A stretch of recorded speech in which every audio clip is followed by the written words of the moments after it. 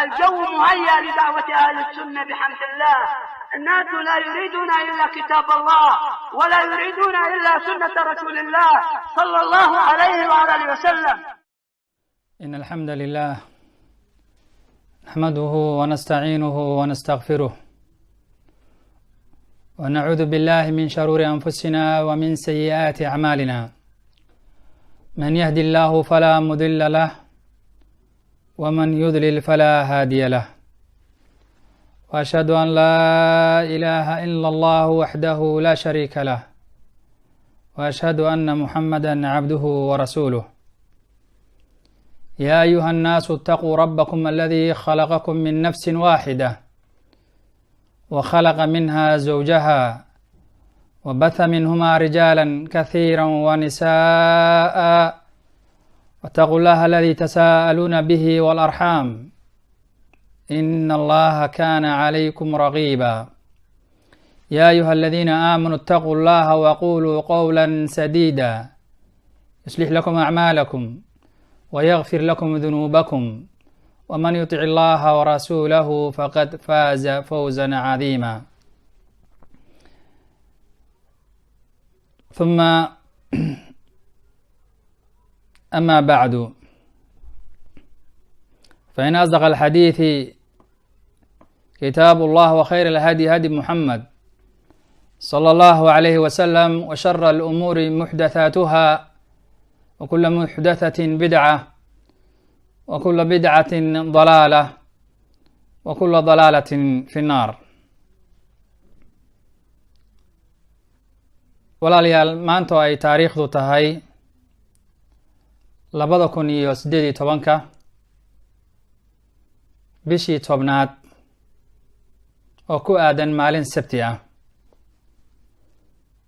waxaan isla garanay muxaadaradii ama khudbadii jimcaha oo shalay aan akhrinay oo walaaluhu ay soo dalbadeen inaan ka dhigno luqadda Soomaaliga.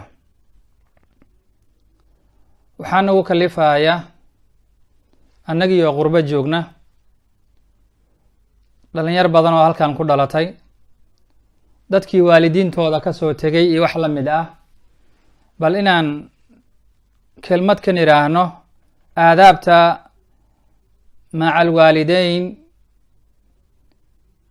aadaabta lagula dhaqmaayo oo tacaamul maca alwaalid marka waalidka lala joogo iyo marka laga maqan yahayba, inaan ogaano wasiyada rabbi subxaanahu wa tacaala uu ummaddan uu saaray. أمرنا الله سبحانه وتعالى في كتابه العزيز بالإحسان إلى الوالدين بعد إشراك الله سبحانه وتعالى.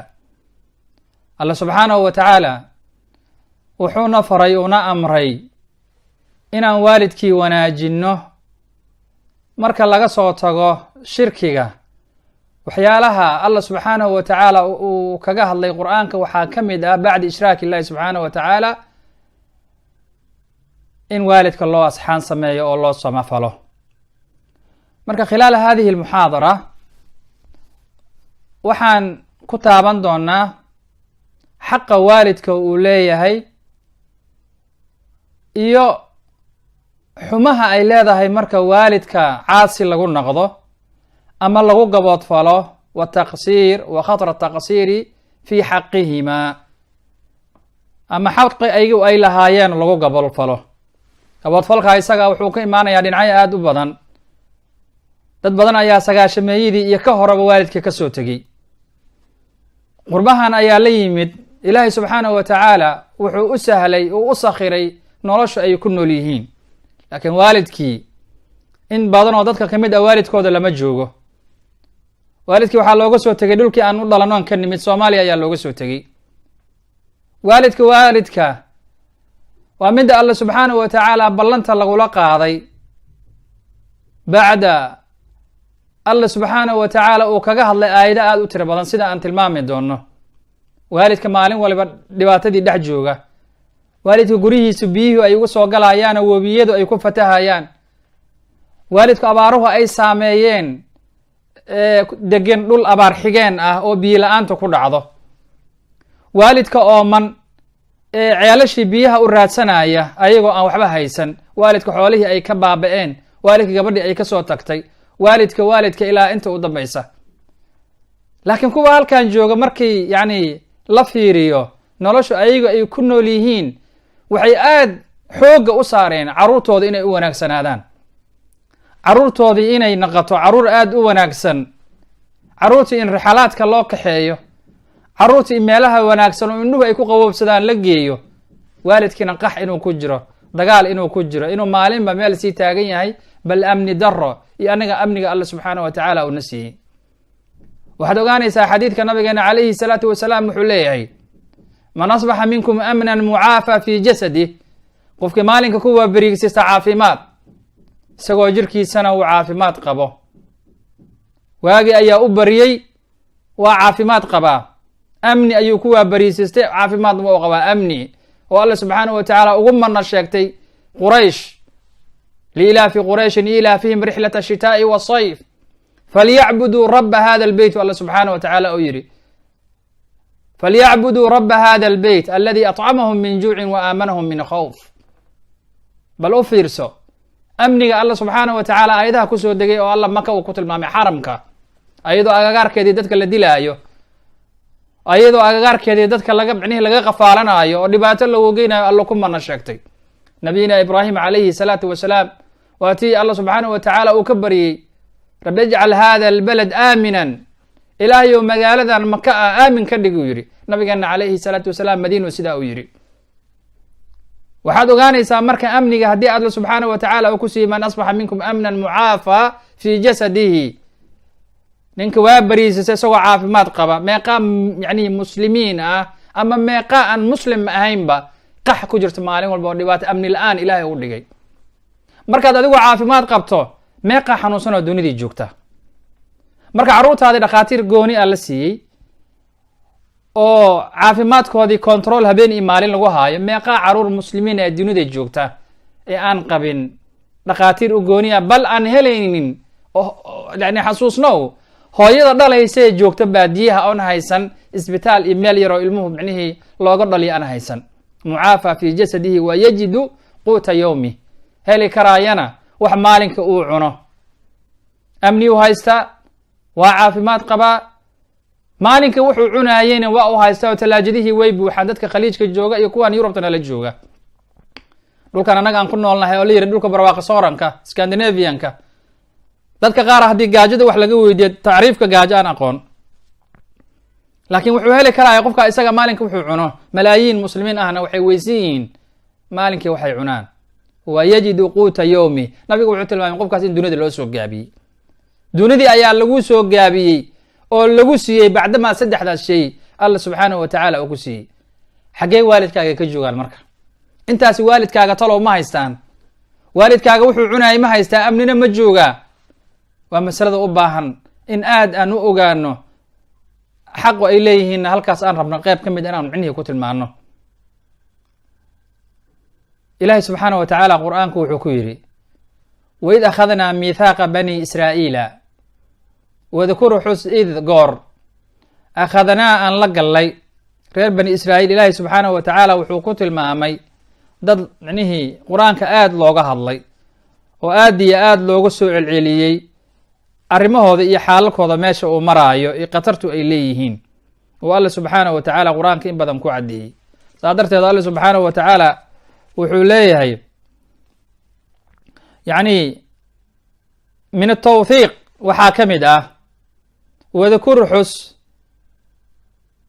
id goor akhadnaa, yani wadkur xus aydan yaa macaashara bani israa'iila xusa, waid akhadnaa markaan micnihii markaan ka qaadnay ballan micnihii ballan alla subxaanahu wa tacaala uu la galay. tawthiiq bilyamiina loola jeedaa meesha ayada ah, mithaaqu waa yani bilyamiin. wadkur waxaad xustaa id goor akhadnaa aan qaadnay miithaaqa ballan aan la gallay, oon ballan qaadnay reer bani israa'iil, waxaan micnihii ballan qaadnay laa tacbuduuna ila allah, inaysan caabudin oo aysan u shariig yeelin allah waxaanan kahayn subxaanahu jala wacala. oo maxaa ku xiga marka wabilwaalidayni ixsaana. ishraak billahi subxaanahu wa tacaala reer bani israa'iil ballanta lala galay waxay ahayd inaysan alla waxaan ahayn inay caabudin. waxaana alle subxaanahu wa tacaala uu ku xujiyey wabilwaalidayni ixsaan, waalidkiina in wanaag micnihii lagula dhaqmo oo alle subxaanahu wa tacaala intaa uu ku xujiyey. fa ina xaqa alwaalidayni cadiim, waxaasaa loo leeyahay xaqa waalidka uu leeyahay ayaa ah xaq aada u weyn. ilahi subxaanahu wa tacaala wuxuu la xariiriyey qaranahu llahu subxaanahu wa tacaala bixaqihi watadaafarat nusuus bilkitaabi wasunna. kitaabka iyo sunnahana aad ayaa alla subxaana wa tacala i nabigiisaba ay uga hadleen. oo maxaa micnihii looga hadlayaa fi targiibi wa bayaani xaqihima wa tarhiibi min cuquuqihima. waxaa dadka loo cadaynaya in la jeclaysiiyo waalidkooda, wa maca dalika in looga digo in waalidkii yani ay ku caasiyaan. ilahi subxaanaه wa tacaala aayad kale wuxuu ku leeyahay wacbudu llaha walaa tushrikuu bihi shayئa wabilwaalidayni ixsaan. waa aayadda labaad. wacbudu llaha ilaahay caabuda walaa tushrikuu bihi shay-an, alla subxaanaه wa tacaala waxba hala wanaajinina, waxba yaan cibaadadu alla lala wanaajin, qof aan alla ka ahayn yaan la baryin. wabilwaalidayni ixsaan, waalidkiina ha loo samafalo oo wanaag ayuu alla subxaanahu wa tacaala uu faray, yani in dadku ay u sameeyaan waalidkood. ilah wuxuu leeyahay subxaanahu jala wacalaa qul waxaad ku tirahdaa muxamedow tacaalow kaalaya atlu an akriyo oo idinku dul akriyo maa xarama rabbukum calaykum, waxa alle subxaanahu wa tacaala idinka xaaraantin yani yeelay aan dushiina ku akriyo. oo maxay tahay waxa ayada ah an laa tushrikuu bihi shay-an, in ilaahay subxaanahu wa tacaala cibaadadiisu loo barax tiro aan cidna lala wanaajin, cid ha la wadaajin alle subxaanahu wa tacaala baryadiis. sheekhna waxba kuuma tari doono, malagna waxba kuuma tari doono, nabina wax kuuma tari doono. oo bimacnaa inaad booskii nabiga, booskii alla subxaanahu wa tacaala aad dhigto ood ilaahay oo kale nabiga inaad u barido. oo ilahi subxana wa tacala awaamirta nabigu siinaya qul tacaalow atlu maa xarama rabukum calaykum an laa tushrikuu bihi shayئa wabilwaalidayni ixsaan. ilahi subxaana wa tacaala marka ishraaga shirkiga markuu dadkii ugu digay kadiba wuxuu yidhi waalidkana wanaag ha loo sameeyo, ha loo samafalo.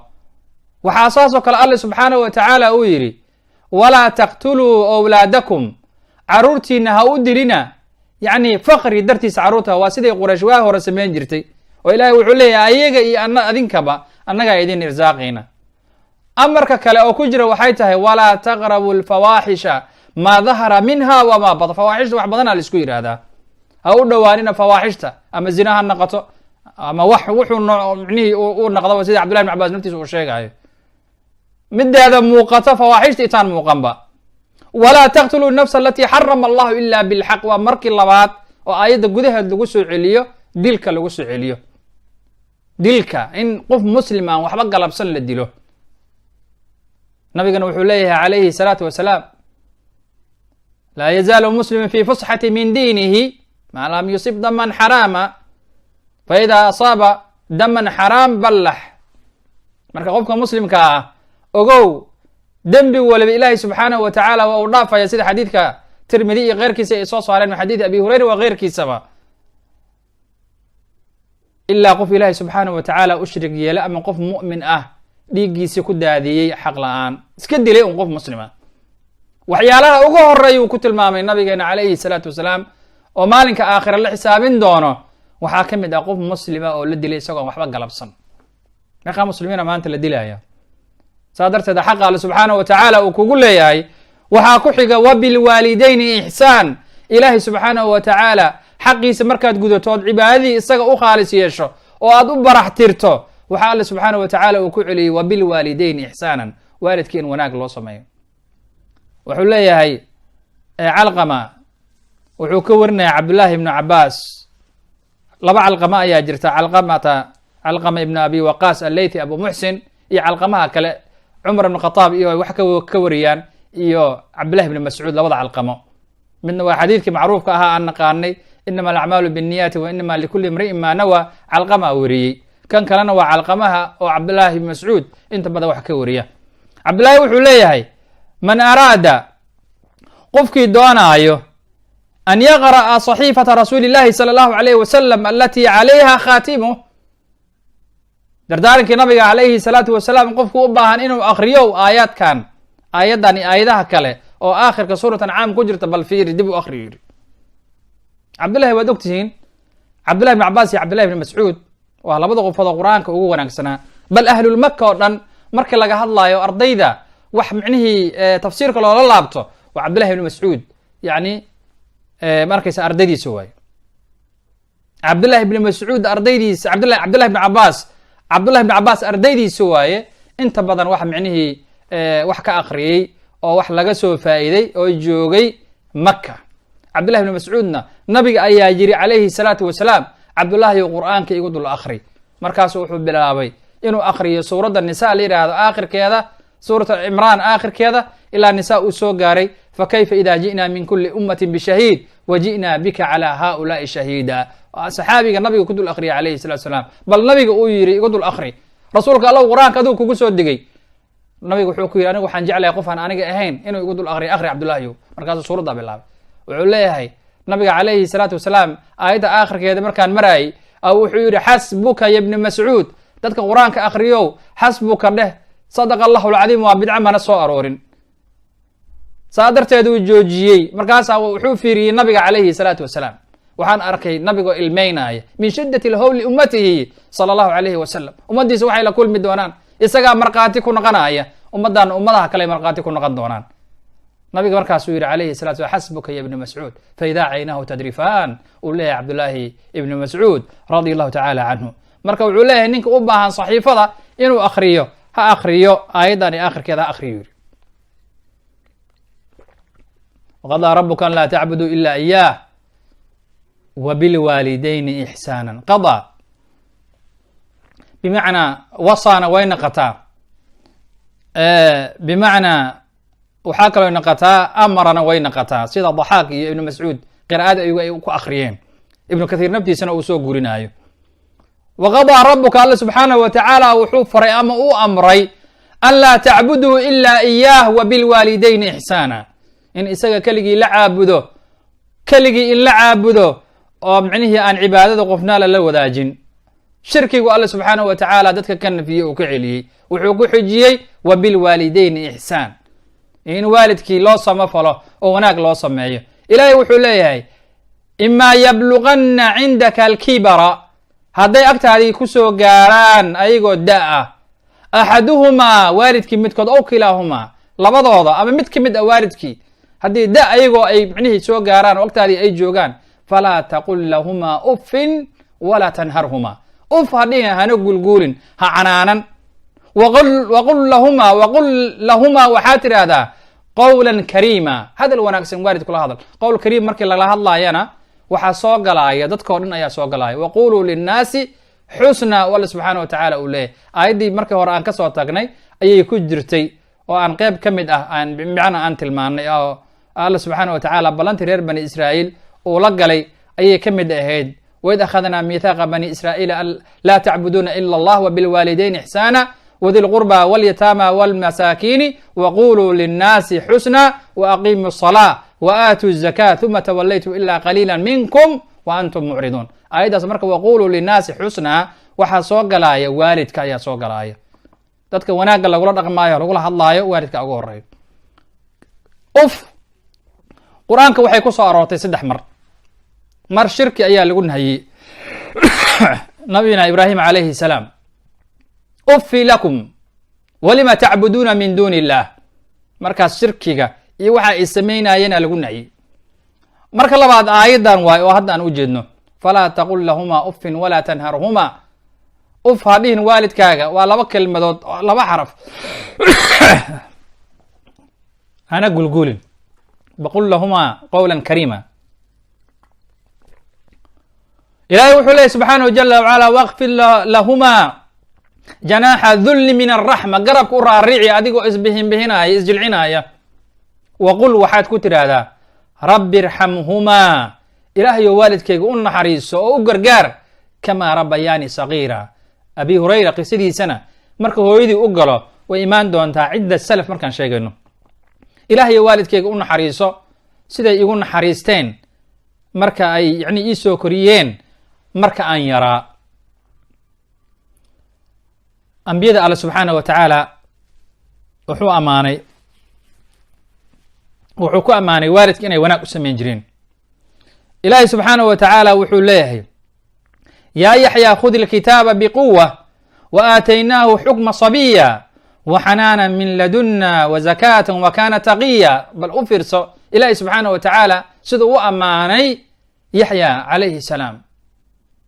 wuxuu ahaa nin taqi ah wa baran biwaalidayhi, wuxuu ahaa mid waalidkiisa baari u ah, walam yakun jabbaaran casiya, nin jabbaar ah oo isla weyn oo caasi ah ma ahayn. wuxuu ahaa yaxya aabihii iyo hooyadii mid micnihii u ah baari u ah ayuu ahaa, siduu alla subxaana wa tacaala aayadda uu ku ammaanay. ciisa calayhi salaam ilaah wuxuu tilmaamay marka hooyadii uu ka soo hadlay hadalkii ugu horreeyey uu hadlay ciise wuxuu yidhi qaala wuxuu yidhi innii cabdullaahi aataanii alkitaab, anigu waxaan ahay addoonka alle kuwaan caabudaya oo yidhaahda thaalithu thalaatha, dhulkoodii baaban joognaa. wuxuu leeyahay aniga waxaan ahay addoon alle subxaanahu wa tacaala. bal u fiirso oo alle subxaanahu wa tacaala wuxuu i siiyey kitaab wajacalanii nabiya, nabiyunu iga dhiga alle subxaanahu wa tacaala. wajacalanii mubaarakan aynamaa kunt wa awsaanii bisalaati wazakaati maa dumtu xaya. war salaadan la dayacaayo oo la yidhaha aadaanka ma maqallo oo guryihii laga seexday cudurna micnihii laga dhigtay ee la leeyahay anagu salaadihii ma imaan karno aadaankii ma maqalno. wuxuu leeyahay alla subxaanahu wa tacaala wuxuu igu dardaarmiyey micnihii inaan salaadii dukado oo aan zakadii bixiyo inta aan noolahay. maxaa ku xiga wa baran biwaalidatii walam yajcalnii jabbaaran shaqiya, shaqii dhur daran oo waalidka aan asxaan u samayn alla subxaanahu wa tacaala igama dhigin uu leeyahay. ciisa calayhi salaatu wasalaam wuxuu ahaa nin waalidkiisa u samafala hooyadii, saasuna alla subxaanahu wa tacaala uu ku ammaanay. wadkur xus fi lkitaabi ibraahim, nabi ibraahim kitaabkiisii sheeg inahu kaana wuxuu ahaa sidiiqan nabiyan, waa min siiqati lmubaalaqa, run badane ayuu ahaa. id qaala liabiihi, bal u fiirso aabihiisoo gaal ahaa iyo siduu ula dhaqmaayo mucaamalada waalidka iyo rifqiga iyo xanaanka. hataa gaalo markay yihiin aadaab lagula dhaqma ayaa jira oo xilka adiga ku saaray inaad gudato, kufriga iyo waxa uu ku jiran inaad kaga digto. marka aabihii ula hadlayay isagoo gaal ah wuxuu yidhi yaa abati, meeqa jare aayadda soo arooraysa oy soo laalaabatay yaa abati. wuxuu leeyahay aabow, waxyaalaha ugu horeeyo oo waalidka la raba in micnihii loo sharxo oo laga celiyo oo looga gargaaro shirkiga ka mid ah. haddii alle iyo owliyadii iyo wuxuu isku daba xiro intaad waalidka nacladeyn lahayd oo aad dhibaateyn lahayd, waxbar waalidka u sheeg khatarta shirkiga uu leeyahay. camalka uu samaynayo waalidkii dukanayay marka uu sameeyo shirki ishraaku billah, waxaad u sheegtaa camalka inuu buraayo. nabi maxamedana alle subxaanahu wa tacaala uu ku yidhi haddaad ili shariig yeesho camalkaaga waa uu buraya. idan salaad la dukaday oo shirki lala sameeyey waxba tari mayso. waxaa loo baahan yahay waalidkii in loo digo oo la yidhahdo arrintaan ayadoo khatarteedii ayay leedahay. aabbow ilaahay subxaanahu wa tacaala keligii micnihii bari. istiqaathada, kaalmo dalabka, nadarka iyo tawakulka iyo khoofka cabsida iyo khashyada iyo inaab, waxaasoo dhan alle subxaanahu wa tacaala ayaa leh. qofkii u meeriya oo siiya qofaan alla ka ahayn waa ku gaaloobaya. marka waalidka waxaa loo baahan yahay aadaab lagula dhaqmo oo loogu digo shirkiga in loo sheego, sida nabiyina ibraahim calayhi salaam uu leeyahay id qaala liabiihi, markuu aabihii ku yidhi yaa abati aabow, lima maxaad u caabudaysaa, lima tacbudu maxaad u caabudaysaa maa laa yasmacu, waxaan ku maqlaynin oo walaa yubsiru, aan waxba arkayn, waxaan waxbana maqlayn, waxbana aan arkaynin, waxbana aanan maqlaynin, walaa yuqni canka shay-a, ilahay agtiisana berito aan waxba kuu taraynin. maa laa tacbud, maxaad u caabudaysaa, lima tacbudu maa laa yasmacu, maxaad u caabudaysaa waxaan waxbana maqlaynin, waxbana arkaynin, alla agtiisa aan waxba kuu taraynin. nabigana calayhi salaatu wasalaam gabadhiisa wuxuu ku yidhi yaa faatima binta maxamed saluunii min maali maa shit laa aqni canki min allahi shaya, waxaad maalkayga doonto iga weydiiso ilahay agtiisa waxba kaagama tari karo. waxay ku leeyihiin abay faatima iyo abootaxaawo kuwa qaaraa barya oo bisha 9aad markay gaarto waxay ku leedahay abootaxaawaan wax u bixin, abay faadimaan wax sin. waxay aaminsan tahay inaysan dhalaynin, ilmahana ka imaanaynin haddaysan xoolahaas ayadaa bisha 9aad ayadoo uur haddaysan bixin, ma dhalayso. saasay aaminsan tahay abootaxaawi abay faadimo. nabigana wuxuu ley laa aqni canki min allahi shaya, ilahay agtiisa waxba kaagama tari karo. war marka xaaladaad joogto ilaahay subxaanahu watacaala bari, isagaa ballan qaaday adcuunii astajib lakum alla uu leeyahay, waidaa sa'alaka cibaadii canii fa inii qariib. xaaladda markaad ku sugan tahay intaad cambuule iyo wax inta kariso bun ku shubto, islaamihii isugu yeerto oo aad leedahay maanta abaayaan qabaa iyo wax la mid ah, ilaahay bari subxaanahu jala wacala. isaga bari, isagaa kaa qaadaya, ilmahana kaa keenaya, yaa dadkii dila, yaa nooleeya, yaa caafimaadka siiya, yaa wax bixiya, yaa ka celiya, yaa micnihii caqiim ka dhiga kuwa qaar, yaa kuwa owlaada siiya, kuwa isugu dara, kuwa wiilal siiya, kuwana gabdho siiya. waa alla subxaanahu watacaala. idan marka aadaabta waalidkiisa uu kula dhaqmayo waxaa ka mid a, yaa abati lima tacbudu maa laa yasmacu walaa yubsir walaa yugnii canka shay-a. ilahay agtiisa aan waxba kaaga taraynin. mar kale wuxuu leey yaa abati inii qad jaaanii min alcilm, aniga waxaa ii yimid cilmi ayaa ii yimid, adiga aan ku imaane aan ku hanuuniye wadada fiican isla marna aabow. mar kale uu soo celiye wuxuu leey yaa abati laa tacbud shayطaan ina shayطaana kana liraxmaani casiya. war shaydaankaa caabudin aabow, shaydaanka ha caabudin. shaydaanka alla subxaanahu watacaala ayuu caasiyey. mar kale uu soo celiye wuxuu ihi yaa abati inii akhaafu, aniga waxaan kaaga baqanayaa markaan u fiirso, an yamasaka cadaabu min araxmaani fatakuna lishayطaani waliya. cadaabka alla subxaanahu watacaala inuu ku taabto ayaan kaaga baqanayaa. marka shaydaanka ninka weli ka dhigto uu hogaamiyo oo ramuudka uu noqdo, meel walba naf iyo shaydaanna ilahi subxaanahu watacaala ibnu qayim wuxuu leeyahay cadowga daahirka kaaga yimaada noociisa waa taqaanaa, waana isu diyaarinaysaa, laakiin yaa dhihi kara maanta nafteyda iyo shaydaanka halkaasa igaga jiraan waan iska celinaya. qof yaqaana male meelay kaaga jiraan, shaydaan xagu maraya. nabigu waa u tilmaamay calayhi salaatu wasalaam. wuxuu leeyahay shaydaanku ibni aadamku meesha uu u maraayo dhiigga bini aadamka meesha u maro ayuu shaydaanka marayahu yiri nabigeena calayhi salaatu wasalaam. adigu bal u fiirso. waxaa loo baahan yahay marka qofka muslimka ah inuu ogaado inay masaladaas ahayn masalo micnihii sahla inaysan ahayn, ee loo baahan yahay in ilaahay subxaanahu watacaala laga baqo. masalada kale oo kusii xigta waxay tahay aadaabta uu samaynayo u fiirso, iyo sida waalidka khitaabka, sida rifqiga iyo naxariista leh. nabi maxamedna calayhi salaatu wasalaam ilaah ayaa ku ammaanay, fabima raxmatin min allahi linta lahum walow kunta fadan qaliida alqalbi lanfaduu min xawlik. oo alla subxaanahu watacaala uu leeyahay nin naxariis badan u ahaa nabigeena calayhi salaatu wasalaam, sida qur-aanka naftiisa alla uga hadlay uu ku sheegay. marka aadaabta waalidka lagula dhaqmo waa midkaa isaga ah. in allaha subxaanahu watacaala amara bisuxbatihima walixsaani ilayhima walow kaana kaafiriin. ilahay subxaanahu watacaala waalidku hadday gaalo yihiin, gaalo aadaab lagula dhaqmo alla subxaanahu watacaala uu ku sheegay. in lala dhaqmo aadaabtii lagula dhaqmi lahaa ayuu alla subxaanahu watacaala u sheegay. ilahi wuxuu leeyahay wain jahadaaka calaa an tushrik bima laysa laka bihi cilmun falaa tuطichuma wasaaxibhuma fi dunya macruufa. aayaddaas 2 jeer ayay soo aroortay. aayadda kale oo tan waa suuratu luqmaan. aayadda kalena alla subxaanahu watacaala wuxuu leeyahay wawasayna alinsana biwaalidayhi xusna wain jahadaaka litushrik bima laysa laka bihi cilm falaa tuطichuma ilaya marjicukum faunabi'ukum bima kuntum tacmaluun. alla uu leeyahay labadaas aayadood qisa ayay lahaayeen. waa uu sheegay imaamu baqwi kitaabkiisa markayse tafsiir albaqwi la yidhaahdo ayuu micnihii kusoo qaadanaya maslada ayadu nafteeda.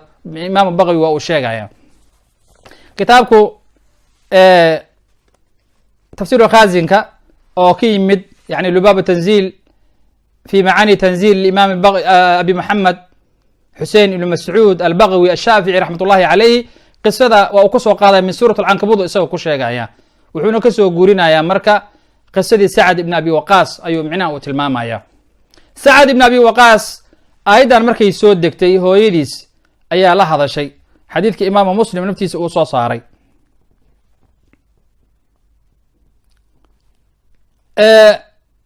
bacd sunan cafwan bacd sunanka ay micnihii ay ka hadlayaan qisada marka sababu nazuul ahaan ayuu isaga u keenaya.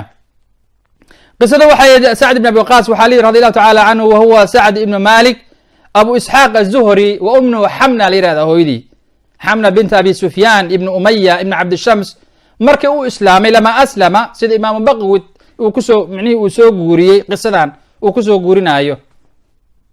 wuxuu leeyahay wuxuu ka mid ahaa sacad wa kaana min asaabiqiina aluuliyayni dadka ugu horreeya islaamka soo gala ayuu sacad ka mid ahaa wa kaana baran biummihi hooyadiisana wuxuu ahaan jiray baari ayuu u ahaa faqaalat lahu ummo hooyadiisa waxay ku tiri maa hada diin aladii axdadta diintan cusub waad la timin sacdow maxay tahay wallahi raashinka ma cuni doono waxna ma cuni doono waxna ma cabi doono dadkana waxay kuga cayn doonaan midka hooyadii micnihii dile inaad tahay hooyadii dile inaad tahay ay ku dhihi doonaan wa yuqaalu yaa qaatil umma midka hooyadiisa dilay ayay dadka kuga cayn doonaan uma inaha makatat yowman walayla habeen i maalin ayay joogtay waxbana ma cunin waxbana ma cabin mana harsan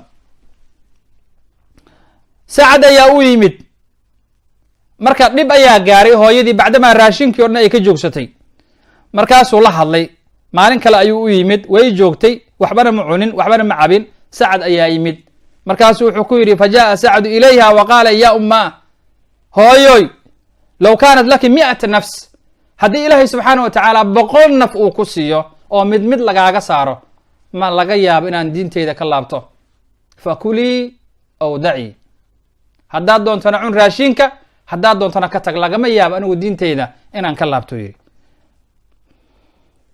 falama aysat markii ay ka quusatay wiilkeedii wanaagsanaa oo ay taqaani oo go-aanka intaa lamid a soo gaaray ayay micnihii islaamkii qaadatay markaasuu alla subxaana wa tacaala wuxuu yidhi wain jahadaaka calى an tushrik bima laysa laka bihi cilm falaa tuطichuma wasaaxibhuma fi dunya macruuf hadday ku dadaalaan inay kugu qasbaan inaad alla subxaanahu wa tacaala la shrig yeesho ha ka yeelin waana marka keliya waalidka yani lagu diidi karaayo hadduu ka furo in ilahi subxaana wa tacala lala shrig yeelo leanna nabigu wuxuu leeyahay calayhi الsalaatu wasalaam laa طaacata limakhluuqin fi macsiyati اlkhaaliq marka tafsiirkaas tafsir albagawi ayaa qisada xadiidan iray waa qisada halkaasuu kusoo gudbinaya nacam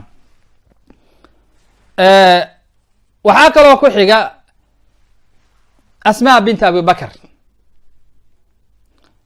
waxay tiri jaaءat ummii hooyaday ayaa timid markay gaalo yihiin waalidku hadda anagu sida micnihii dhacdo oo kale walaalo badan oo soo islaamay oo waalidkooda ay gaalo yihiin oo magaaladiina la jooga wuxuu leeyahy waalidkayga ayaa ii yimid hooyaday ayaa ii timid wahiya raaqiba fi ma cindii ayada wax iga rabta ay taacima fi ma cindii rasuulka allah hooyaday oo mushrikad ah ayaa ii timid xadiidka marka waa midka muslim anaan iri kan hore qisada micnihii waa qis ahaan ugu jiraa asbaab nuzuul ahaana loo keena kan hore ayaa kan micnihii hadda aan sheega ayaa muslim ah midkaa marka saxiix muslimku ku jira oo asbaab binta abubakr rasuulka allah hooyada ayaa ii timi ayada wax iga rabta wahiya taacima fi ma cindii afa asil ummi hooyaday ma xariiri yuri nabigeena alayh salatu wasalaam hooyadaa xariiri nabigeena saasuu yihi calayhi salaatu wasalaam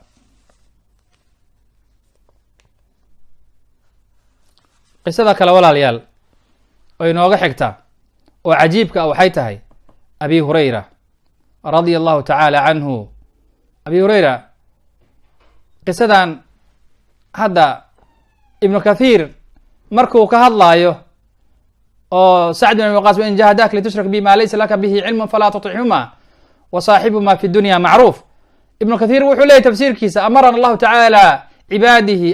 tacaala cibaadihi bilixsaani ila alwaalidayni bacda alxathi cala atamasuk bitawxiidi markuu alla ku booriyey dadku inay qabsadaan kitaabkiisa kadib ayuu alla subxaanahu wa tacaala wuxuu dadka farayaahu leeyahay micnihii waxa uu farayaa fa ina alwaalidayn huma sabul wujuudi اlinsaan dadku maba jiri lahan haduusan waalidka jirin walahumaa calayhi gaayat alixsaan dadka micnihii leh wanaagga in loo sameeyana waa waalidka falwaalid bilinfaaq xoolaha waxa bixiya oo reerka biila oo wax keena waa aabbaha waalwaalida bilishfaaqi ibnu kathiir juska 6 238 ayuu tafsiirka isaga naftiisa uu keenaya waxaad ogaataa marka abi hurayra radi allahu tacaala canhu waxaa laga wariyaa arrin cajiib ah nin khayr badan ayuu ahaa nabigana calayhi salaatu wasalaam wax yar la joogay inta nabiga uu la joogay ayuu ka faa'iiday nabigeena calayhi salaatu wasalaam inta uu la joogay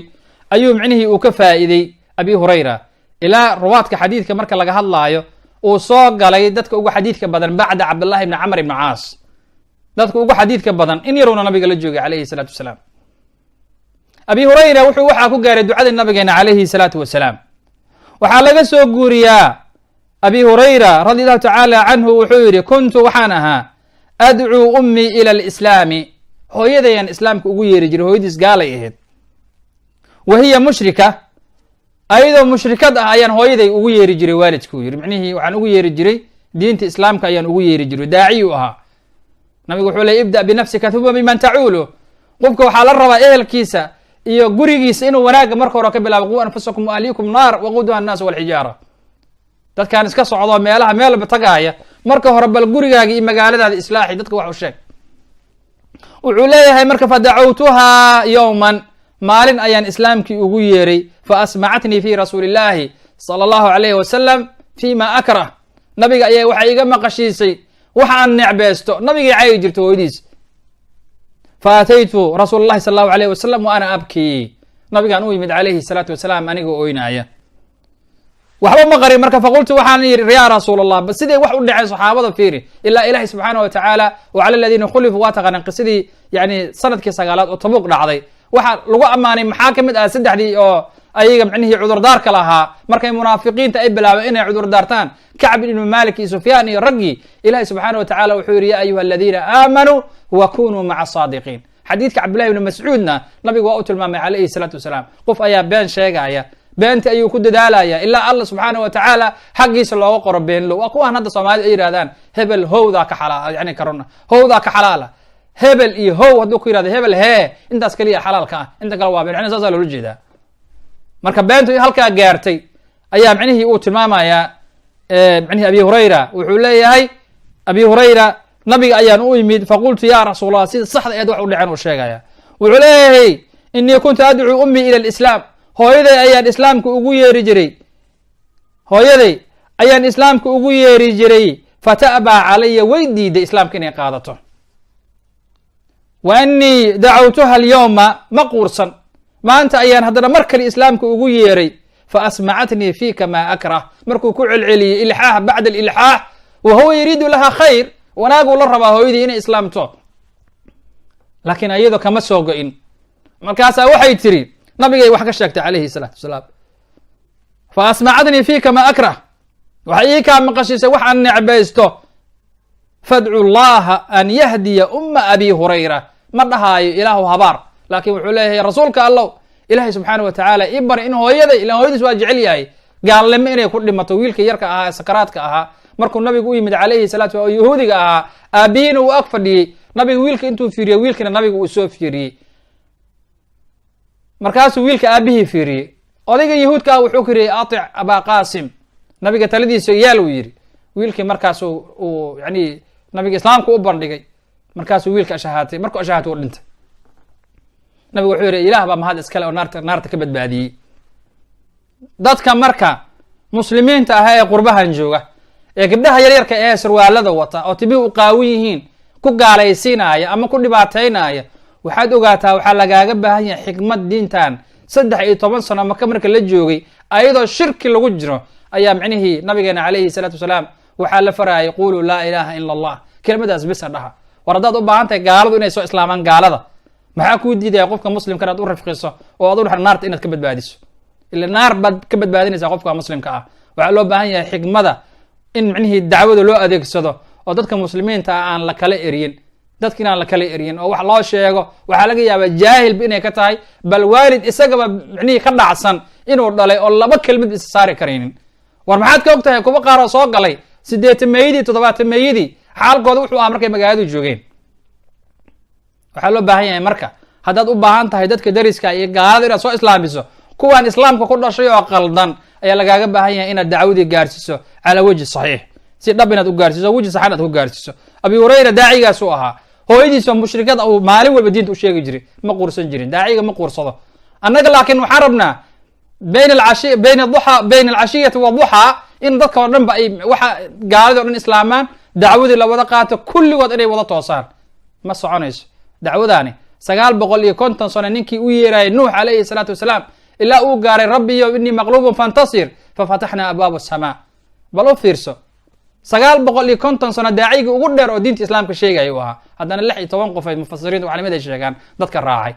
ma quursan, laakiin dacwaduu dadka gaarsiin jiray, runtuna waa uu sheegi jiray. dacwadu annaga waxay nooga soo hartay in masaa'il cag laga gorto.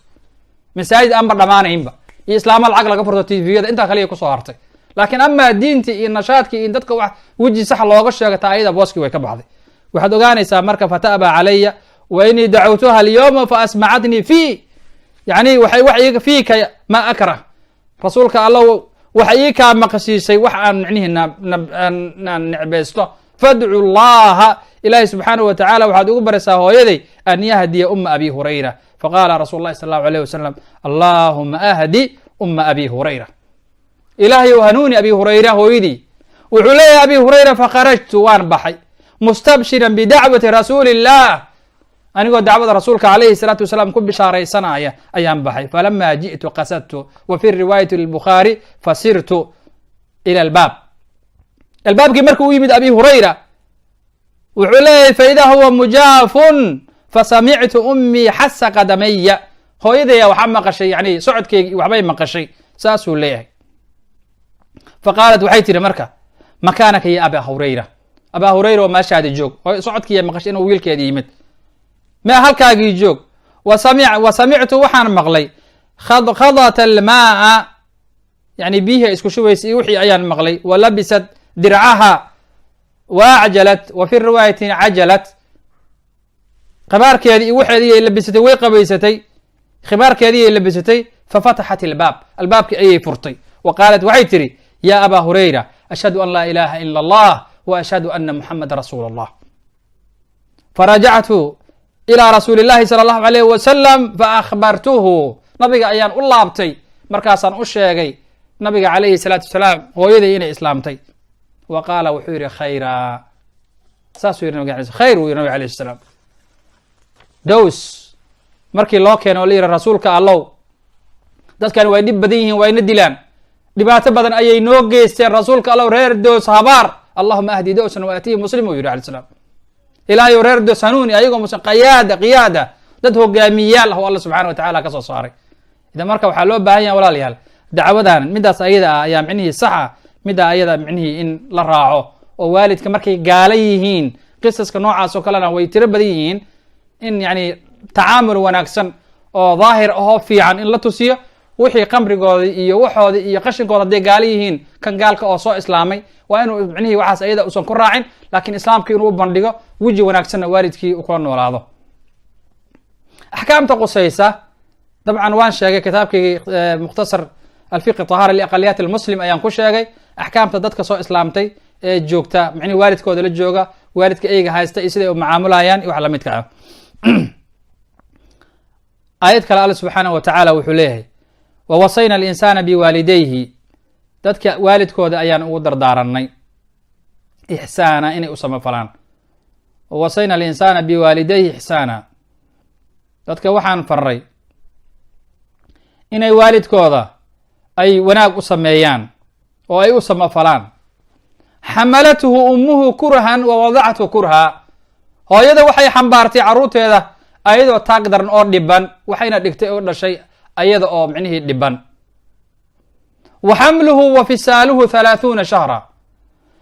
xilliga ay xambaartay uurka iyo naas nuujintu waxay isku qaateen 30 shahran 30 bilood ayay isku qaateen. xataa idaa balaqa ashuddahu ilaa uu gaaro uu qaan gaaro oo wa balaqa 40 sana 40 sana markii uu gaalay qaala wuxuu yidhi rabbi rabbigayow awzicnii an ashkura nicmataka alatii ancamta calaya wa calaa waaliday. waa waalidka micnihii markaas ayada ah dadka kuwa ugu wanaagsan waaye kuwa xasuusanaya rabbiyow igu toosi.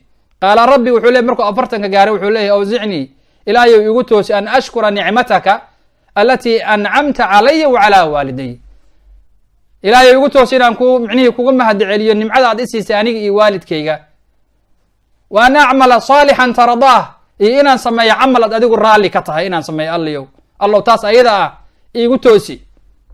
wa aslix lii fii duriyati ilaahayow ii hagaaji carruurtayda. inii tubtu ilayka wa inii min almuslimiin. ilaahayow adiga ayaan ku toobad keenay muslimiinta ayaan ka mid ahay.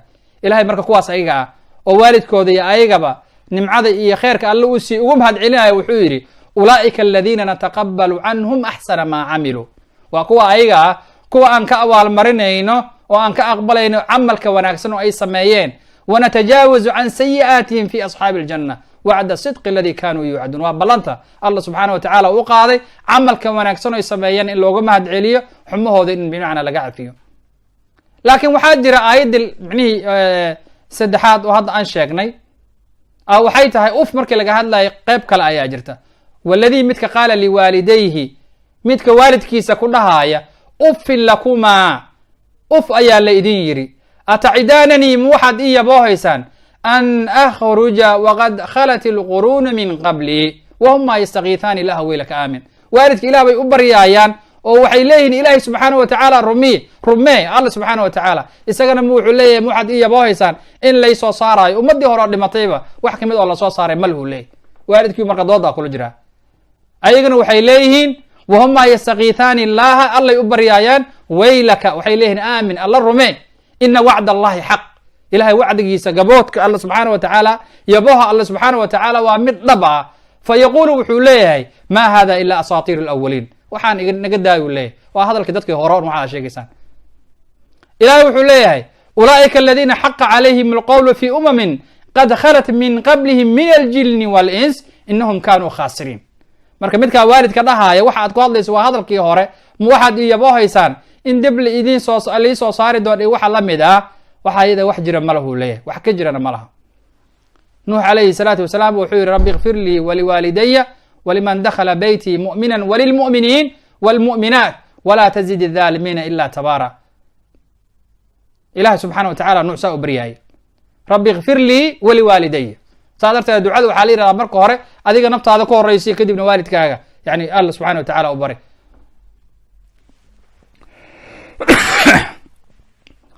wuxuu alla subxaana wa tacaala uu leeyahay والذين يقولون ربنا هب لنا من أزواجنا وذرياتنا قرة أعين وجعلنا للمتقين إمام. والذين كوا يقولون لها يا ربنا هب لنا من أزواجنا وذرياتنا وقرض وناكسن والله سبحانه وتعالى غيرك عروت هذه حاسكد وبريسة. إبراهيم عليه الصلاة والسلام مركي لقى هاد لاي مالك حولها لقشو xajka yowma xaj lakbar mina marka lasoo tuurto, jamraadka marka lasoo tuurto oo maalinka musdalifo subaxdii laga soo tago salaadii subax, mushrikiintu waxay bixi jireen marka maalinka carafa la joogo oo carafada ifaadada la sameeyo la yimaado mashar xaramka marka la yimaado masaajidka ama agagaarkiisa oo musdalifa habeenka la seexdo. mushrikiinta waagii hore carafa ayagu ma tegi jirin, waxay imaan jireen musdalifay joogi jireen, carafa ma tegi jirin. nabigeena calayhi salaatu wasalaam ibraahim ayuu raacay, waatii carafa la tegey. carafa markii la tegey oo musdalifa galabtii laga soo tegay maqribka iyo cishaha waxaa la rabaa in lagu dukado musdalifa markii la yimid subaxdii waaga markuu bariyo mushrikiinta waxay sameyn jireen, waxay musdalifa kasoo tegi jireen qoraxda markay soo baxdo. nabiga calayhi salaatu subax markii la tugo intaysa qoraxda soo bixin oo ka tegi. marka lasoo baxa marka jamraadka la yimaado oo jamrada la tuuranaayo, saddexda jamradood iridaad kasoo galayso hore marka musdalifa laga yimaado midda ugu yaraa laga soo dhacaa, tan ku xigtana waa wusta, tan saddexaad oo xaggaa jirta ayaa la tuurtaa 7 dhagax oo keliya. markaas kadib ayaa waxaa imaanaya xoolihii in la qasho, madaxiina la xirto. xoolihii qaritaankooda maalinkii la joogay alla subxaana wa tacaala wuxuu leeyahay falamaa balaqa macahu sacya qaala yaa bunaya inii araa fi lmanaami inii adbaxuka fandur maada tara. wiilkaygiyo waxaan ku riyooday waa ibraahim ismaaciil anigoo ku qalaaya, marka sideed u aragtaa huu yidhi ma caasin. wuxuu yidhi qaala yaa abati ifcal maa tu'mar, aabbow waxa laguga amray sameeyu yidhi satajidunii in shaa allahu min asaabiriin. waa qof la qalaayo ma banaana, laakiin haddana wuxuu leeyahy middaas ayada ah waan yeelayaa oo ilahi subxana wa tacala markaasu yani aayado soo dejiyey oo lagu furtay ibraahim calayhi salaam. waalidku barihima waa sababi tafriij lkurbaat, kurbada markay ku hayso in loo baaray noqdo waa waxyaalaha kurbada lagaga qaadayo. waxaana ku tusinaya saddexdii godka uu ku xirmay xadiidkii macruufka ahaa aan wada naqaanay oo saxiixeenkaba ku jiray. ilahi subxaana wa tacaala mid ka mid ah wuxuu ku baryay fatawasala axaduhum, waalidkiisa wanaagu u sameynaya camalkiisa wanaagsanaa ayuu alla subxaana wa tacaala yani tawasulka waa 3 nooc xaraamna waa u jiraa. qof dhintay lagu tawasula xaraama, laakiin camalkaaga wanaagsan alla subxaana watacaala sifaatkiisa lagu baryo arrimaha micnihii banaan ayay micnihii ay ka mid tahay. marka waa qayb ka mid ah yani wanaagiisii uu sameeyey ayaa meesha ayada ah uu camalkiisii uu sheegay. kan saddexaad waa kii gabadhii qisadii kala dhex martay oo ilahay dartii gabadhi ugu tegey. marka dhagaxii kurbadii haysay ayaa laga qaaday, waana waalidka micnihii dartiisa. saa darteed xadiis soo arooray waxaa ka mid ah samafalka waaliga loo sameeyo sicatu risq, irsaaqda oo micnihii lagu waasiciyo, iyo wa tuuli lcumri wa xusnu lkhaatima, camalkaagii khaatimadaadii oo la wanaajiyo, irsaaqdii oo lagu badiyo, iyo cumrigaadi oo la dheereeyo. cumriga labada ajal culamadu waxay tilmaamaan waa laba ajal ay yirahdaan, yani qayb ka mid ayuu sheegaya kan isaga. xadiiska anas bin malik, man axaba an yubsita allahu fi risqi, ninkii jecel in micnihii irsaaqdiisa loo waasiciyo, wayunsa'a lahu fi atharihi falyasil raxima. xadiidka isaga waa xadiid mutafiq ah, xadiidka calina waa u jira man sarahu, saasuu ku imaanayay. marka ninka jecel in ilaahay subxaanahu watacaala irsaaqda u fidiyo, oo jecel in ajalkiisii yani raadkiisii la wanaajiyo, wuxuu leeyahay qaraabadiisa ha xariiriyo. qaraabadana waa ballan alla subxana watacaala uu qaaday qofka gooya in la goynaayo. taleefoonadiyaa laga wada xirtay meelahan marka la joogo, oo waxaa la leeyahay telefonkiyaa loo jeedaa, ama markuu ka soo wacayo maalinban raqmadii in la bedelo waa waajib alla subxaana watacaala ku saaray. waa waajib alla subxaana watacaala uu ku saaray. haddaad waxaysana wax sii, haddaanad waxayna alla u baray ama runta u sheeg. marka xadiidka isaga ah sidaa ayo bimacnaa uu tilmaamay. waxaa kaloo walaalaha ka mid ah oo aan rabay inaan qeybtan dambe aan tilmaamo,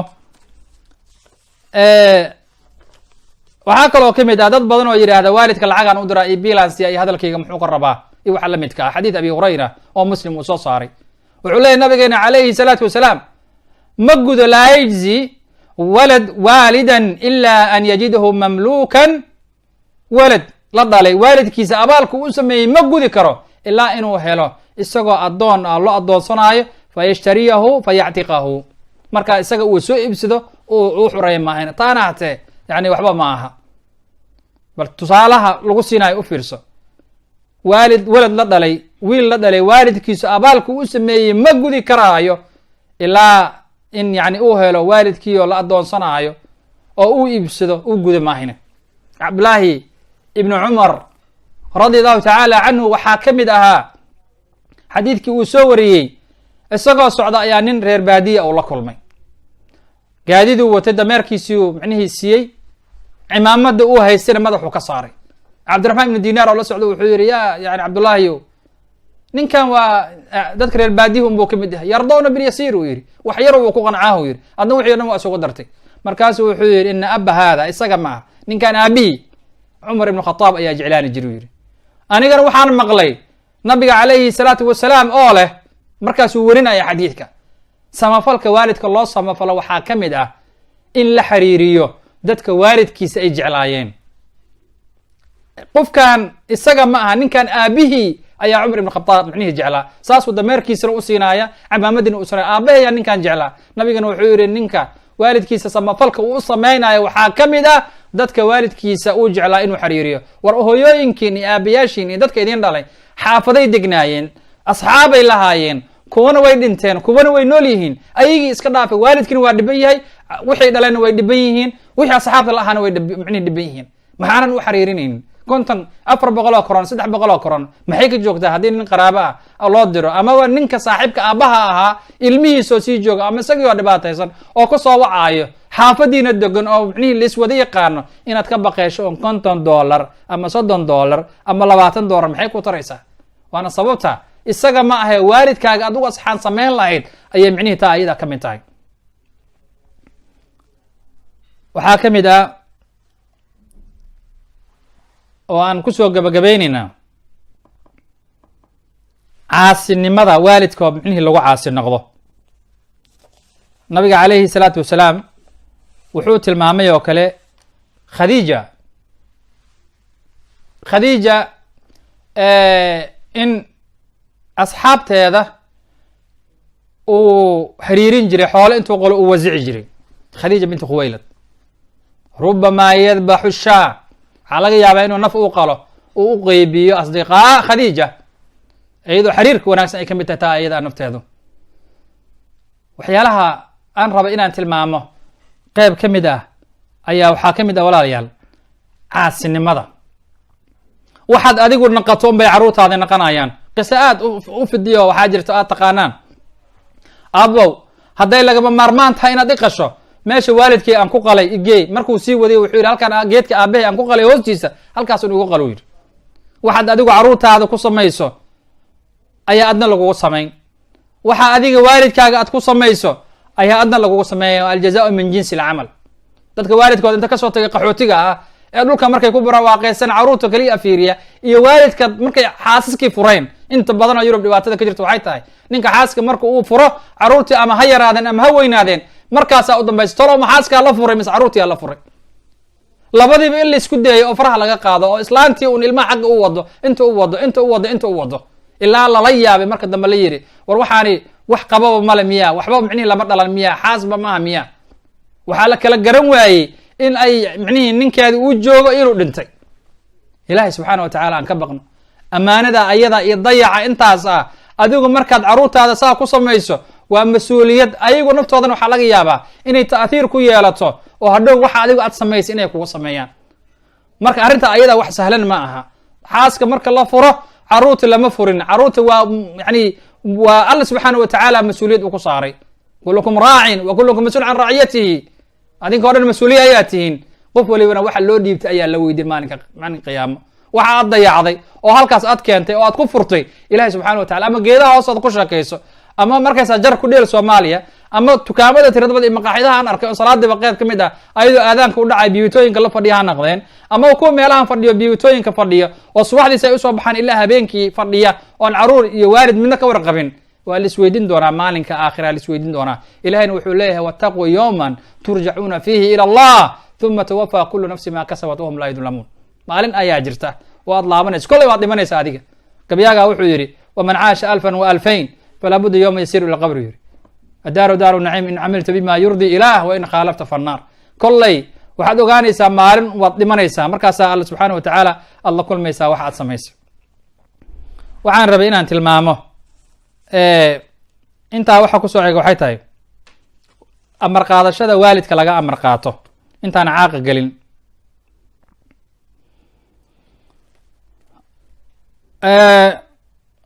nabiga calayhi salaatu wasalaam xataa jihaadka markii la weydiiyo wuxuu dhahay waalidkaaga ma nool yahay?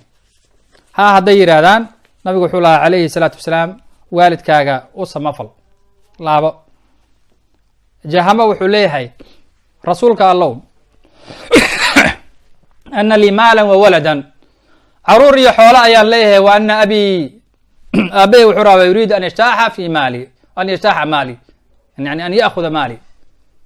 xoolo iyo caruur ayaan leeyahay, aabahena xoolahaygiyo dhan rabaa inuu ka haysto. nabigu wuxuu yihi calayhi salaatu wasalaam dadkaan maanta dhahay lacagaan u diray anta wa maalika liabik, adiga iyo xoolahaagaba waalidkaagaa ku leh. adigu marka intaad ka timid waalid baad ka timid soo maa. xoolaha aad leedahay waan u diray iyo konton aan u diray hadalkeeda ma rabi iyo wax la mid ah, iyo kuwa dhahaaya aabahay waa i dayacay oo nin kale miska guursan karaa, iyo kuwa dhahaayo aabahay meeluu jiro ma aqaana ninkaan ha laygu daro oo sheekho walaayad adiga qaadi wax la mid ah. aabaha lagama kaaftoomo. ilahi subxana wa tacala aan ka baqno. waxaa la mid ah walaalayaal intaanan caaqa gelin nabiga calayhi salaatu wasalaam wuxuu leeyahay idaa maata alinsaanu ibni aadamka haddii uu yani uu dhinto camalkiisa waa uu gurayaa waxaanan 3 walxaad ka ahayn. camalka waa uu tagaya, camalka 3 walxaad un baa laga soo reebaya. 3 waxaa ka mid ah marka 3 waxaa ka mid ah ilaa min sadaqatin jaariya, sadaqa jaari ah xadiidka muslim, ow cilmin yuntafacu bihi, ama cilmi lagu intifaacayo qofka inuu ka tagay, oo waladin saalixin, ama wiil wanaagsan oo ilahi subxaana wa tacaala usoo baryaayo. xadiidka kalena albani uu xasaniyey oo ibn maaja uu soo saaray. nabigu wuxuu yihi calayhi salaatu wasalaam ina mima yalxaqu lmu'minu min camalihi, waxaa ka mid ah waxasanaatihi bacda mowti, qofka marka uu dhinto kadib waxyaalaha soo gaaraya camalkiisa waxaa ka mid ah cilman callamahu wanashara cilmi uu dadka baray uu nashriyey wa waladan saalixan tarakahu welad wanaagsan ama caruur wanaagsan uu ka tegey wa musxafan warathahu oo masjidan banaahu musxaf oo dadka dhaxal ahaan uu siiyey ama masjid uu dhisay oo beytan libni sabiili banaahu dadka safarka ah micnihii meel uu dhisay oo naharan ajarahu ama micnihii meel biyo ah oo dadkii uu waraabiyey uu siiyey oo sadaqatan ama sadaqo akhrajahaa min maalihi xoolihiisa uu ka bixiyey fii sixatihi markuu caafimaad qabo xayaatihi markuu caafimaadka qabay sadaqo uu baxsaday yalxaquhu min bacdi mowtihi markuu dhinto kadib waxaas waa imaanaya imaam sayuuti ayaa hal micnihii nadmi arrintaas ayadaa naftiisa uu ku gabayey uu ku sheegay idaa maata ibna aadam laysa yajri calayhi min ficaali gayri casharin culuumin bathaha wa ducaa najal wa garsa الnakli wa sadaqaati tajri wiraathatu musxafin wa ribaati thaqr wa xufri اlbi'ri wa ijraءu الnahar wa beytu lilgariibi banaahu ya'wi ilayhi oo banaahu maxalu dikri saasuu micnihii wa tacliimi lilqur'aani fakhudha min axaadiiثi bxasrin saasuu isaga ku sheegay fahadi اacmaal ymtadu nafcuha wa hawaabuha walow maata alinsaan way gaaraysaa dadka marka acmaasha sida aan soo sheegnay nabigana alayhi salatu wasala xadidka abi hurayra nafteeda oo ku sheegay idaa maata ibna aadam inqatacu camal ila min halaath marka waidaa camala yani ibna aadam camalka haddii uu sameeyo waalidkiisa marka qeyb ka mid ayuu ku leeyahay sababtoo ah isaga naftiisaba fa ina alab yu'jar can dalika liqowlihi nabiy sal allahu alayh wasalam camalka aad samaynayso waalidkaaga waa laga ajar siinaya waxa aad samaynayso oo dunida markuu dhinto adiga aad samaynayso qeybu waalidkaaga ku leeyahay lanna nabiga calayhi salatu wasalaam wuxuu yihi man dacaa ila huda kana lahu min alajri mithlu ujuuri man itabicahu laa yanqusu dalika min ujuurihim shay'a waman dacaa ila dalaala asagana yani dembigiisa waxaasuu ku leeyahay wa hada waa uu soo galaya nabigeena calayhi salaatu wasalaam xadiidkiisaas waalidka ayaa ugu soo horeeya wax soo galaya cilman callamahu wanasharahu cilmigii uu bartay uu nashriyey haddii adiga marka waalidka u dhinto ad cilmi barato od nashriso waalidkaaga qeyb uu ku leeyahay sidaasayna ahlucilmiga iyagu naftooda ay micnihii ay tilmaamayaan oo leeyihiin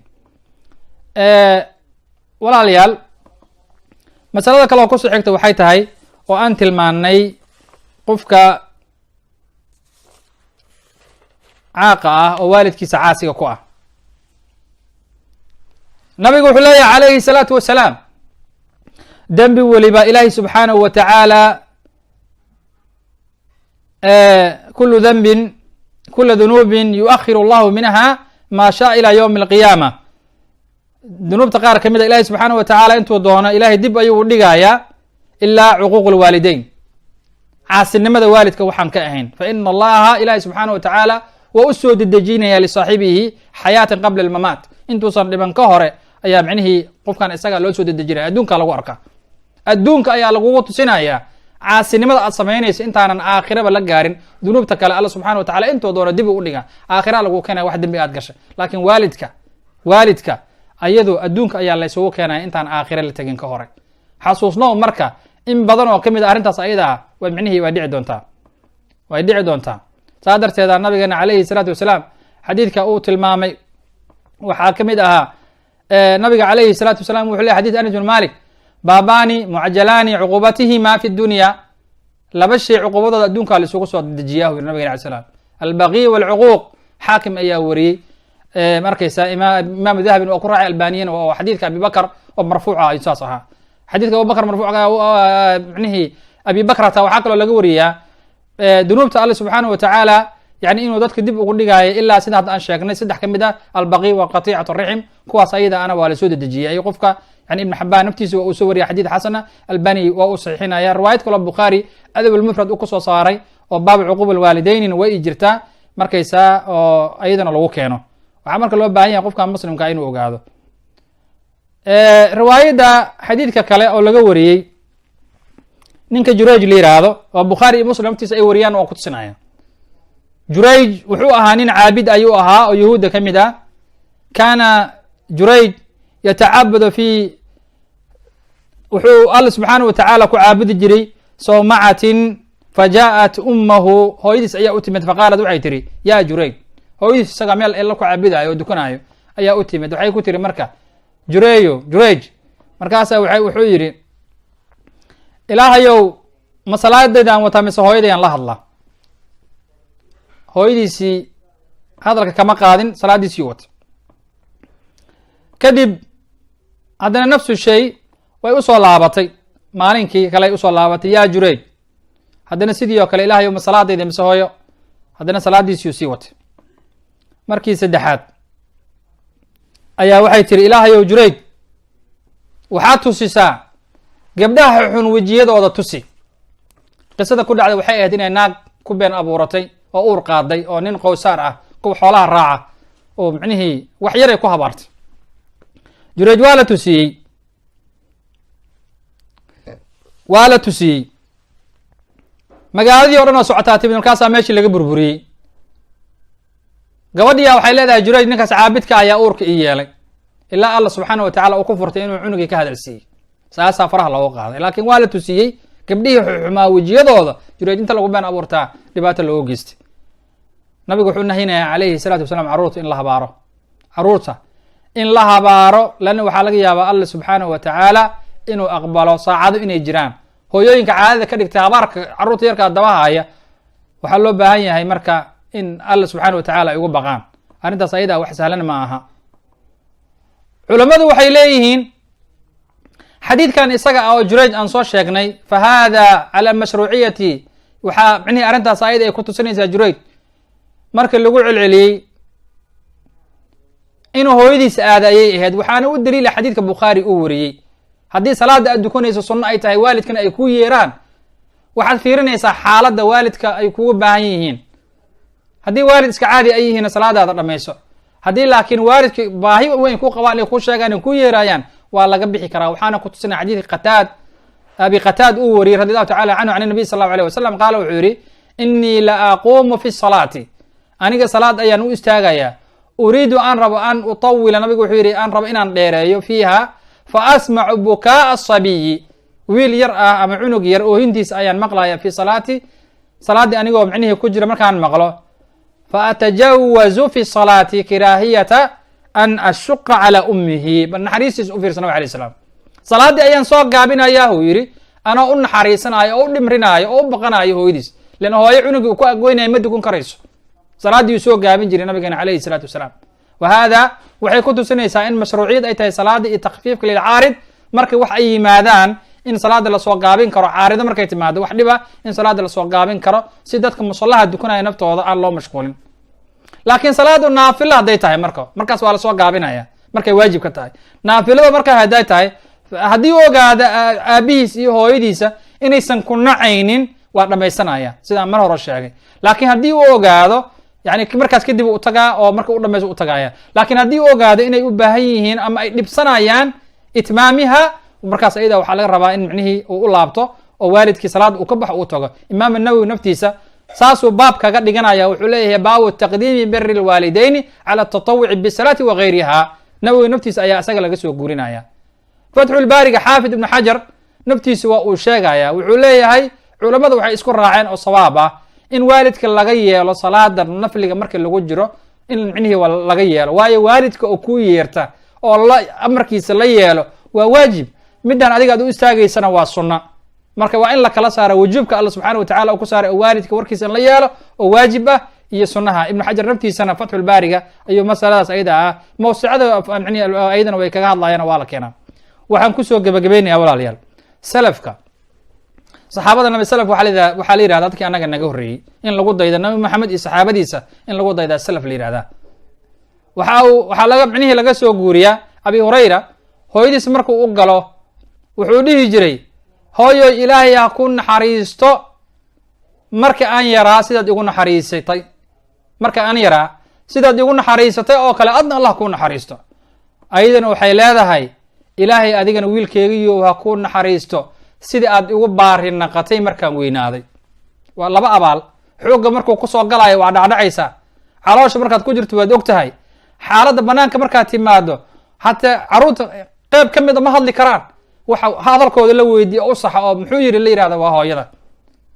maka iyo madiina 100 jeer haddaad geyso ma umalaynaysaa inaad micnihii gudatay abaalkay kugu lahayd. hooyada aan telefonka lagula hadlin, hooyadoo la jaray, kuwa qeyb ka mid ah 90kii ayaa ugu dambeeyey waalidkooda inay xariiriyaan. dibba in loola hadla waagaa ugu dambeysay. war ilaahay ka baqa subxaana wa tacaala. kolley un waxa aad samaynaysaan way idiin horeysaa, ama soon sameey ama salaad sameey ama yani waxaad doonto sameey. haddaad waalidkaaga caasi ku noqoto ilaahay subxaana wa tacaala ballan ayuu kuu qaaday. ballan ayuu alla subxaana wa tacaala kuu qaaday. axaadiida qaar hata ay leeyihiin ma helaayo jannada udgoonkeeda ma helaayo. marka adigu meeshaa ku raaxayso, caruurtaadana wadan walba gey, guryo badanna meelaha ka dhiso, waalidkaagana meesha ha ku dayacnaadeen. ilahi subxaana wa tacaala maalinka dambe ayuu micnihii ku weydiinaya. cabdullahi bni mascuud haddii raashin la keeno oo hooyadiisa ay jiifto waa taagnaani jiray ilaa hooyada ay kasoo kacdo, markaas wuxuu micnihii siin jiray saxaabiga jaliilka ah. saasoo kale wuxuu dhihi jiray waxaan ka baqanayaa inaan hurdo oo ay soo kacdo yani anigoo jiifa. ilahi subxaana wa tacaala hana cafiyo. taabiciinta waxaa ka mid ahaa ibnu cawn oo kale oo axad taabiciin, hooyadiis ayaa micnihii u yeertay, markaasuu fa rafaca sawtahu, codkii micnihii kor u qaaday markuu hooya hee markuu dhahay o kale, markaasuu ka shalaayey ficilka uu sameeyey, markaasuu qoor xureeyey. ibnu siriin, maxamed ibnu siriin abi hurayre isaguna wax ka wariya, wuxuu leeyahay hooyadiisa marka uu la hadlaayo tadaruca u samayn jiray, isagoo dhanaa bedelmi jiray. hooyadiisa marka uu la hadlaayo yani isbihinbihinta iyo jilicsanaanta uu kula hadlaayo, wejigiisa oo dhan ayaa isbedeli jiray. xasan albasri wuxuu dhihi jiray, wuxuu yidhi waxaan ka baqanayaa huu yidhi inaan hooyaday waalidkayga inaan micnihii saxan wax kula cuno, saxan inaan wax kula cuno ayaan ka baqanayaa, sababtoo ah gacanteyda inay ka hormarto gacanteeda, oo meesha ayada ay wax ka qaadan lahayd ama meesha aaba raashinka ka qaadan lahaa inaan anigu raashinka ka qaato, sidaasna aan ku noqdo qof caasi ah ayaan micnihii aan ka baqanayaa hu yidhi. marka walaalayaal, taabiciintii wanaagsanaa xadiidkii imaamu muslim uu soo saaray waxaa ka mid ahaa uways alqarni. nabigu u dardaarmay calayhi salaatu wasalaam, yaأtiikum uways ibnu caamir min alyaman kaana bihi baras. nabiga calayhi salaatu wasalaam wuxuu tilmaamay ninkaa isaga ah uways alqarni la yihahdo oo yeman idinkaga imaanayo, waalidkiisa ayuu micnihii baari u ahaan jiray. ilaahay subxaanahu wa tacaala ayuu bariyey, markaasuu bariskii alle subxaana wa tacaala ka qaaday. bariskii alle subxaana wa tacaala ka qaaday. wuxuu leeyahay marka nabigeena calayhi salaatu wasalaam, uways alqarni markii nabiga u dhintay kadib ayuu yimid. cumar ibn khataab ayaa arkay, markaasuu u tegey, war uways ma ahayd? haa. yeman ma joogi jirtay? haa. wixii sifaadka markuu u sheegay wuxuu yidhi ilaahay ii bari. laakiin nabiga wuxuu tilmaamay uways inuu jeclaan lahaa inuu yimaado, waalidkiisa ayaa celiyu yiri nabiga alayh slat slam. waalidkiisa dartiis ayuu u har u yidhi, lakin wuxuu jeclaan lahaa in bimacnaa inuu yimaado. marka taabiciintu ka mid ahaa, liannahu saxaabi waxaa la yihahdaa ninka nabiga calayhi salaatu wasalaam la kulmay, rumeeyey, saana ku dhintay. taabicigna waxaa la yihahdaa ninka saxaabiga la kulmay, rumeeyey, saana ku dhintay. marka isagu nabiga zamankiisa waa uu joogay, laakiin nabiga ma arkin. yani taabiciin yaryarna way jireen, bal waxaa jiray 3 taabici oo aad ugu sigtay oo ku dhawaaday inay saxaabi noqdaan, geerida nabiga saacad kadib ay yimaadeen. 3daas sheekh cabdulmuxsin waa uu ku sheegaya sharaxiisa oo kutubta sunanka abi daawud kan umalaynaya inuu ku sheegayo 3dii waa uu sheegayay. marka ilahay aan ka maqno subxaanahu jala wacala, waajibka alle subxaanahu wa tacaala una saaray oo waalidkana aad ayuu u badan yahay.